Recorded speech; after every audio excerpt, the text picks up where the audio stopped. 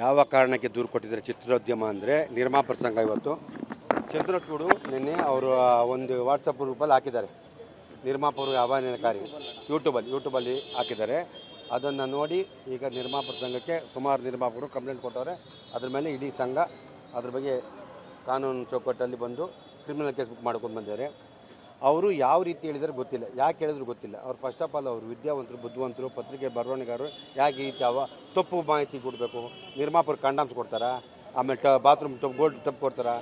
ಅವ್ರು ಇವಾಗೇನೋ ಅವರು ವಾಟ್ಸಪ್ ಗ್ರೂಪಲ್ಲಿ ಹಾಕಿದ್ದಾರೆ. ಇನ್ನೊಂದು ನಾನು ಹೇಳಿದ್ದು ತಮಿಳ್ ನಿರ್ಮಾಪಕ ನ್ಯಾಯ ನಮ್ಮ ನಿರ್ಮಾಪಕ ಹೋಗಿ 500 ಕೋಟಿ ಕಳ್ಕೊಂಡಿದ್ದೇನೆ.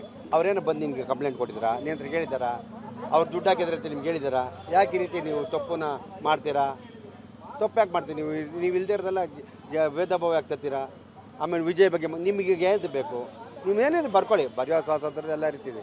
ಈ ರೀತಿ ತಪ್ಪು ಮಾಡಿ ಚಿತ್ರರಂಗದ ಬಗ್ಗೆ ಕೆಟ್ಟದಾಗ ಮಾಡಿ ನಿರ್ಮಾಪಕರು ಇವತ್ತು ಪರಿಸ್ಥಿತಿ ಯಾವ ರೀತಿ ಇದೆ ಅವ್ರಿಗೆ ಗೊತ್ತು. ಕಷ್ಟ ಜನಗಳು ಇವತ್ತು ಸಿನಿಮಾ ಬತ್ತಲ್ಲಿ ಎಷ್ಟು ಕಷ್ಟ ಇದೆ.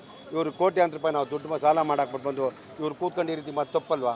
ಅದನ್ನು ಕಾನೂನು ಪ್ರಕಾರ ಅವ್ರಿಗೆ ಕಂಪ್ಲೇಂಟ್ ಮಾಡಿದ್ವಿ. ಕಾನೂನು ಪ್ರಕಾರ ಏನು ಆ್ಯಕ್ಷನ್ ಕ್ರಿಮಿನಲ್ ಕೇಸ್ ಬುಕ್ ಮಾಡ್ತಾರೆ. ಮುಂದಕ್ಕೆ ಏನಾಗುತ್ತೆ ಅಂತ ಕಾನೂನು ನೋಡ್ಕೊಂಡು ಮಾಡ್ತಾರೆ.